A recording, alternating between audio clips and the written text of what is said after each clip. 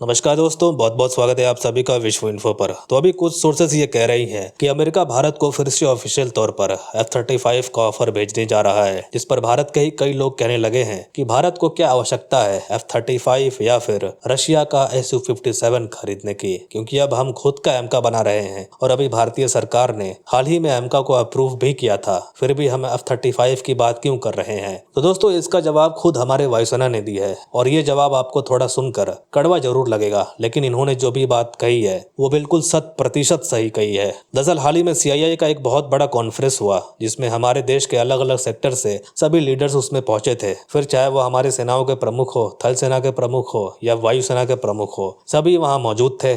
और इसी में भारतीय वायुसेना के प्रमुख ने एक ग्राउंड रियलिटी बताई हमारी देश की कंपनियों को लेकर, और ये बहुत ही ज्यादा हैरान करने वाला स्टेटमेंट था, क्योंकि इन्होंने हमारी देसी कंपनियों की या फिर सरकारी कंपनियों की पूरी असलियत बाहर निकाल दी है कि कैसे ये भारतीय लोगों को बेवकूफ बना रहे हैं और लोगों के इमोशंस के साथ खिलवाड़ कर रहे हैं। दरअसल इन्होंने बताया कि भारत की सभी कंपनियां आमतौर पर हमसे बड़े बड़े वादे करते हैं। अपडेट देने के टाइम पर ये कहते हैं कि हम इतने स्टेज पर पहुंच चुके हैं इस हथियार को बनाने में, और बहुत जल्द स्टेज पूरा करके हथियार पूरी तरह से तैयार भी कर देंगे। और फिर उसके बाद देश के लोगों को झूठी डेडलाइन दिखाई जाती है कि हम इतने साल तक ये हथियार बना लेंगे, और यही टाइमलाइन का जो गेम है ये सबसे बड़ी मुसीबत बनता है हमारी फोर्सेस के लिए, क्योंकि इनकी टाइमलाइन भारतीय सेनाओं को पता है कि ये कभी भी समय रहते हथियार बनाकर देने नहीं वाले हैं। इसीलिए हमें मजबूरन हथियार खरीदना पड़ता है दूसरे देशों से, और इसी बात पर क्रिटिसाइज किया जाता है भारतीय सेनाओं को कि ये देसी को छोड़कर विदेशी हथियार क्यों खरीद रहे हैं। लेकिन सच्चाई यही है कि ये देशी कंपनियां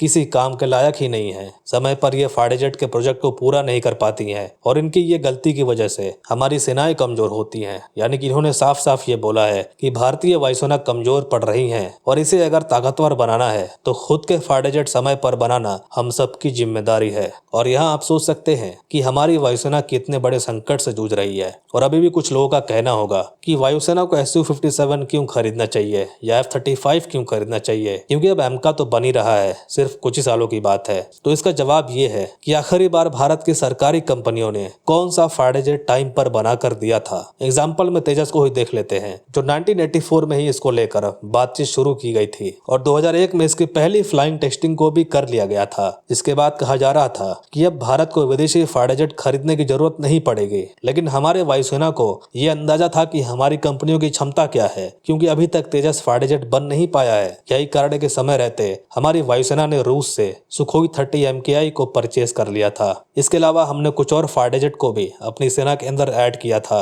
फिर भी इसी के बदौलत आज हमारी वायुसेना दुनिया की चौथी सबसे बड़ी वायुसेना है। अब आप यहाँ सोच कर देखिए कि सन 2000 के टाइम पर हमारी सेना देसी कंपनियों के बहकाव में आ जाती और तेजस का इंतजार करती, तो आज हमारा क्या हालत होता। क्योंकि हैरानी की बात यह है कि 25 साल गुजर चुके हैं, अभी तक तेजस हमारी वायुसेना को मिला नहीं है। यही कारण है कि मजबूरन हमें विदेशी फाइटर जेट को खरीदना पड़ता है, और जो एमका विमान बन रहा है उसमें सरकार को कड़ी निगरानी रखने की सख्त जरूरत है, क्योंकि हमारी कंपनियों का कोई भरोसा नहीं है। हर महीने सरकार को अपडेट लेनी चाहिए कि काम कहां तक पहुंचा है, वरना एमका भी 2030-31 निकल जाएगा, उसका ना प्रोटोटाइप आएगा और ना ही उसका कोई नामो निशान होगा। लेकिन अगर हमें करंट टाइम पर चाइना को काउंटर करने के लिए अपनी तैयारी मजबूत करनी है, तो जितना जल्द हो सके दूसरे देश से हमें स्टेल्थ फाइटर जेट खरीदने की बहुत ज्यादा जरूरत है। तो खैर, देखते हैं हमारी वायुसेना और सरकार क्या फैसला लेती है। आपकी क्या राय इस पर कमेंट्स में जरूर बताइएगा। जाने से पहले वीडियो को लाइक करके चैनल को सब्सक्राइब जरूर कर लीजिए।